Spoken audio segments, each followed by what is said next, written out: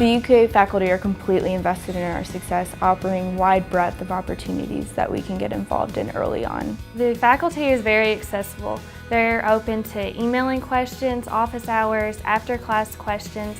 I've actually done all three of those things with my professors, and they want to make sure that I understand the concepts so that I'm able to apply those concepts as well. I know they know what they're teaching about, and they're able to give us numerous different ways to approach the problem. That way we're able to choose which one's best for us. They don't just teach their subject, they bring in their real-world experience to the classroom. So in machine design, we'll learn about what our professor did while he worked at an oil company.